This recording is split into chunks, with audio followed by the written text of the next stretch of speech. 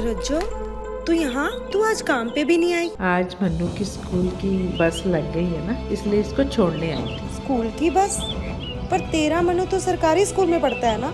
हाँ जी दीदी, अब सरकारी स्कूलों में 200 बसें चल पड़ी हैं, जिसका फायदा मेरे मन्नू जैसे 10,000 बच्चों को होगा। सरकारी स्कूलों ਨੂੰ भी बहुत शानदार बसां ਅਸੀਂ ਦੇਵਾਂਗੇ। पहले बैच वास्ते 20,000 बच्चे ਦਾ ਅਸੀਂ प्रबंध कर रहे हैं। आदाब, नमस्कार। द रेड माइक में आपका स्वागत है। मैं हूं सौरभ शुक्ला। आप लोग लगातार पिछले एक महीने से सुन रहे होंगे कि इलाहाबाद के मौजूदा न्यायाधीश जस्टिस शेखर यादव ने दिसंबर में एक कार्यक्रम जो विश्व हिंदू परिषद द्वारा किया गया था, उसमें कुछ ऐसी बातें कहीं जो कि देश के संविधान के खिलाफ था, और उन बातों को हेट स्पीच के तौर पर भी देखा जा सकता है। अब उन बातों को लेकर के बहुत बवाल हुआ। उस वक्त पार्लियामेंट भी चल रहा था, लोकसभा में और राज्यसभा में दोनों में इम्पीचमेंट मोशन लाया गया जस्टिस शेखर यादव को हटाने के लिए, जो एक कानूनी प्रक्रिया होती है किसी मौजूदा जज को हटाने के लिए। सब कुछ हुआ। सुप्रीम कोर्ट में हमारे देश के मुख्य न्यायाधीश जस्टिस संजीव खन्ना ने उनको बुला भी लिया, जस्टिस शेखर यादव को, यहाँ दिल्ली। उनको तलब कर लिया, उनसे पूछताछ भी कर ली, और इस पूरे मामले में कहा कि वो अपना जवाब लिखित में दें। सब कुछ हो रहा था। लग रहा था कि नहीं, ये जस्टिस शेखर यादव अब माफ़ी मांग लेगा, इतना बवाल हो गया है, उसे अपने बयान पर खेद होगा, कुछ ऐसा करेगा जिससे लोगों को और ख़ासकर एक तबके को जो ये सोच रहा था कि जब एक मौजूदा जज ऐसे नफरती बयान दे अल्पसंख्यकों के लिए, मुसलमानों के लिए, उनको कटमुल्ला बोल दे, उनको ये कह दे कि देश बहुसंख्यकों के हिसाब से चलेगा, हमारे ग्रंथ, उनकी कुरान, इस तरीके की बातें कहे, तो एक तबके को लगेगा ही कि क्या वो दूसरे दर्जे के नागरिक हैं, और लोगों को लग रहा था। तो सबको उम्मीद थी कि जस्टिस शेखर यादव जो मौजूदा जज हैं इलाहाबाद हाई कोर्ट में, उनको बुद्धि आएगी, लेकिन ऐसा नहीं हुआ।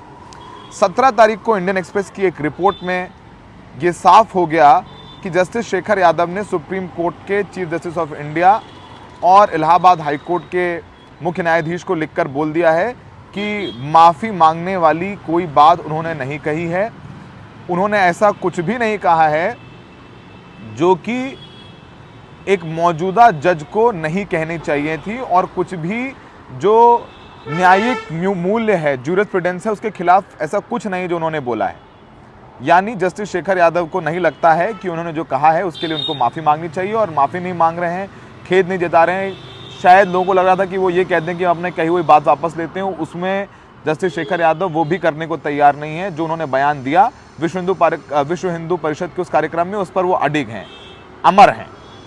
अब उसके बाद सुप्रीम कोर्ट के चीफ जस्टिस ऑफ इंडिया की फटकार लगने के बाद, राज्यसभा और लोकसभा दोनों में इम्पीचमेंट मोशन मूव हो जाने के बाद, कपिल सिब्बल जैसे वकीलों से तमाम मौजूदा राजनीतिज्ञों, नेता विपक्ष, प्रियंका गांधी हो या विपक्ष के दूसरे नेता, उनके द्वारा तमाम लानतें उनको दी गई। उसके बाद भी जस्टिस शेखर यादव को नहीं लगता है कि उन्होंने कुछ गलत कहा या गलत किया।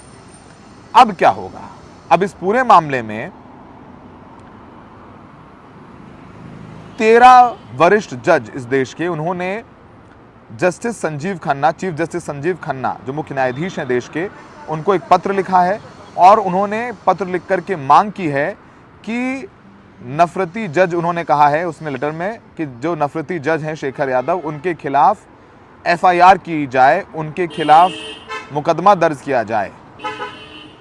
क्या यह संभव है एक मौजूदा जज के खिलाफ मुकदमा दर्ज हो जाए? इस पर हम चर्चा करेंगे, एक्सपर्ट ओपिनियन भी देंगे, लेकिन बता देते हैं कि इस लेटर में क्या क्या कहा गया है। ये लेटर जो है मुख्य न्यायाधीश को लिखा गया है, और इस लेटर में जो कहा गया है वो भी हम आपको बता देते हैं।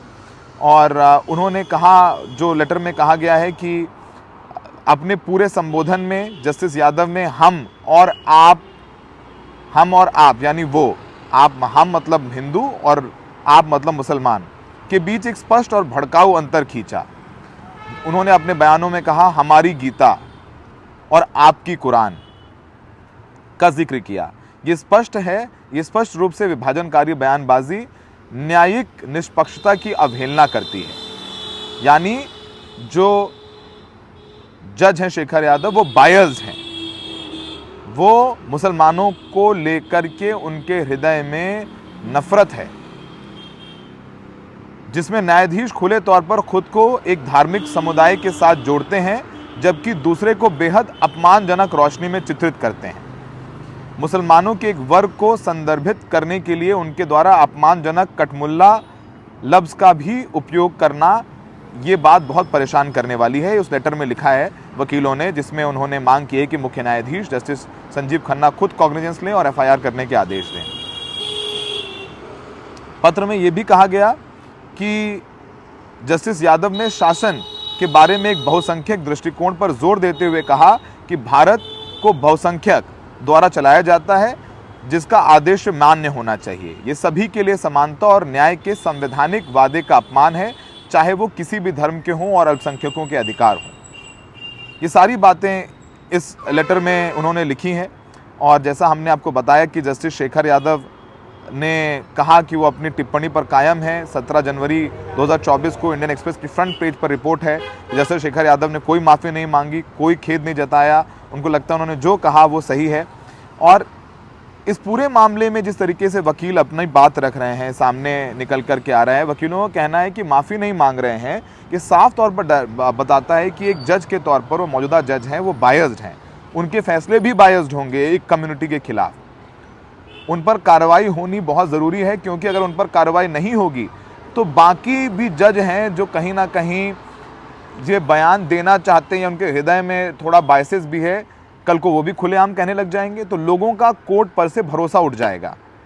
और इस पूरे कोर्ट में, इस पूरे लेटर में मुख्य न्यायाधीश से ये अनुरोध किया गया है कि वो इस भाषण का खुद कॉग्निजेंस लें और मामले की गंभीरता को देखते हुए एक केस का जिक्र किया है, केवी रामास्वामी बनाम भारत संघ। ये 1991 में निर्धारित कानून के अनुसार सीबीआई को जस्टिस यादव के खिलाफ एफआईआर करने के निर्देश दें, कि सीबीआई जस्टिस यादव के खिलाफ निर्देश दें। उन्होंने एक केस का हवाला भी इस पूरे मामले में दिया है। क्या ऐसा हो सकता है, इस पर हम बात करते हैं। और उन्होंने अपने लेटर में इन्होंने लिखा है, इन वकीलों ने, उन्होंने कहा है कि ये मुद्दा जो न्यायिक निष्पक्षता और संवैधानिक मूल्यों के मूल में है, जिन्हें बनाए रखने की शपथ सभी न्यायाधीशों को दी जाती है। जब ये जज बनते हैं तो उनको शपथ दी जाती है कि आप संविधान में जो चीज़ें दी गई उसके अनुसार कार्य करेंगे। आप न्यायिक जुडिशियल बायसेस नहीं होगी आपके फैसलों में, कि धर्म के आधार पर आप बायस्ड हैं, जाति के आधार पर बायस्ड हैं, लिंग के आधार पर बायस्ड हैं, वो सब बायसेस नहीं आपके फैसलों में झलकेगी। और ये दो मूल चीज़ें हैं जो जिसकी शपथ लेता है एक जज, लेकिन इन दोनों मूल चीज़ों की अवहेलना का जीता जागता उदाहरण है जस्टिस शेखर यादव और उनका वो बयान। इस लेटर में यह भी लिखा गया है कि सार्वजनिक रूप से संज्ञान में लाया गया है कि व्यापक रूप से रिपोर्ट किया गया कि इलाहाबाद हाईकोर्ट के मौजूदा जज जस्टिस शेखर यादव ने 8 दिसंबर 2024 को एक सभा को संबोधित किया, और वो सभा का आयोजन विश्व हिंदू परिषद के कानूनी प्रकोष्ठ द्वारा इलाहाबाद हाईकोर्ट के लाइब्रेरी में आयोजन किया गया था। उनके भाषण की सामग्री जिसे रिकॉर्ड किया गया है और व्यापक रूप से दिखाया बताया गया है, को नफरती भाषण के रूप में वर्णित किया गया है, जिसमें ऐसी टिप्पणियां शामिल हैं जो असंवैधानिक और एक न्यायाधीश द्वारा ली गई पद की शपथ के विपरीत प्रतीत होती है। ये सब सारी बातें कही गई हैं। ज़रा हम आपको झलक दिखा देते हैं जो जस्टिस शेखर यादव ने कही थी 8 दिसंबर को, और आप खुद तय करें कि ये देश के खिलाफ है कि नहीं, संविधान के खिलाफ है कि नहीं। लेकिन जो है, जिसे कह लीजिए आप, शब्द गलत है, लेकिन कहने में गुरेज नहीं है, क्योंकि वो देश के लिए घातक हैं, बिगाड़ने वाले लोग हैं, जनता को बरगलाने वाले लोग हैं, देश आगे न बढ़े इस प्रकार के लोग हैं, उनसे सावधान रहने की जरूरत है। तो आपने सुना जस्टिस शेखर यादव ने क्या बयान दिया था। अब हमारी जो लीगल एक्सपर्ट हैं, एडवोकेट सपना कौशिक, उनके पास चलते हैं और जानते हैं कि क्या मौजूदा जज जस्टिस शेखर यादव के खिलाफ एफआईआर दर्ज हो सकती है कि नहीं हो सकती। और ये भी बता दें कि ये कॉन्फिडेंस क्यों आ रहा है जस्टिस शेखर यादव के ऊपर, क्यों माफ़ी नहीं मांगेंगे, खेद नहीं है, कोई फर्क नहीं पड़ता मुझे, चलो तुम लोग हल्ला करते रहो। क्योंकि यूपी के मुख्यमंत्री योगी आदित्यनाथ ने बयान में कह दिया अपने कि जस्टिस शेखर यादव ने कुछ गलत नहीं कहा है। तो मुख्यमंत्री से, मौजूदा मुख्यमंत्री से तो उन्हें सपोर्ट मिल गया। तो क्या आगे पॉलिटिक्स भी करना चाहते हैं जस्टिस शेखर यादव? पॉलिटिशियन बनना चाहते हैं इसीलिए अड़ी गए? नेता बनेंगे तो बोलेंगे देखो मैंने तो माफ़ी भी नहीं मांगी, फिर कल कोई कहेंगे देश हिंदू राष्ट्र होना चाहिए। ये सब कुछ हो सकता है। आइए सुनते हैं हमारी लीगल एक्सपर्ट सपना कौशिक से कि क्या एफआईआर दर्ज हो सकती है सीबीआई द्वारा शेखर यादव के खिलाफ या नहीं हो सकती। जस्टिस शेखर यादव अभी भी अपने बयान पर कायम हैं और उन्होंने माफी मांगने से इनकार कर दिया है। इसी की गंभीरता को देखते हुए 13 सीनियर एडवोकेट्स ने सीजीआई को पत्र लिखकर जस्टिस शेखर यादव के खिलाफ एफआईआर करने की मांग की है। वैसे तो सीजीआई के पास ऐसी कोई पावर नहीं होती, लेकिन K Ramaswamy versus Union of India के केस में ये जजमेंट आया था कि अगर सीजीआई ऐसा पाते हैं कि कोई भी जस्टिस, कोई भी जज, अगर उनका कोड ऑफ कंडक्ट ऐसा है कि वो काम अच्छे से नहीं कर रहे, उन्होंने कोई हेट स्पीच दी है या मोरली करप्ट है या किसी भी तरीके के करप्शन में है अगर वो है, तो उनके खिलाफ सेक्शन 154 जो आईपीसी का होता था उसमें वो एफआईआर के लिए ऑर्डर दे सकते हैं, अपनी उसके लिए बोल सकते हैं कि उनके खिलाफ एफआईआर होनी चाहिए। और ऐसे केसेस में सीजीआई अपनी रिकमेंडेशंस दे सकते हैं और जस्टिस के खिलाफ एफआईआर हो सकती है, क्योंकि हाई कोर्ट और सुप्रीम कोर्ट के जो जजेस होते हैं उनकी अपॉइंटमेंट भी सीजीआई जब अपनी प्रस्तावना देते हैं, अपनी रिकमेंडेशंस देते हैं, वो तभी अपॉइंट होते हैं। तो ऐसे में सीजीआई, क्योंकि वो मुखिया होते हैं पूरी जुडिशरी के लिए, इसलिए वो ट्रांसपेरेंसी को बनाए रखने के लिए 154 में एफआईआर के लिए संस्तुति दे सकते हैं। और इसीलिए 13 सीनियर एडवोकेट्स ने सीजीआई को पत्र लिखकर जस्टिस शेखर यादव के खिलाफ एफआईआर करवाने की मांग की है।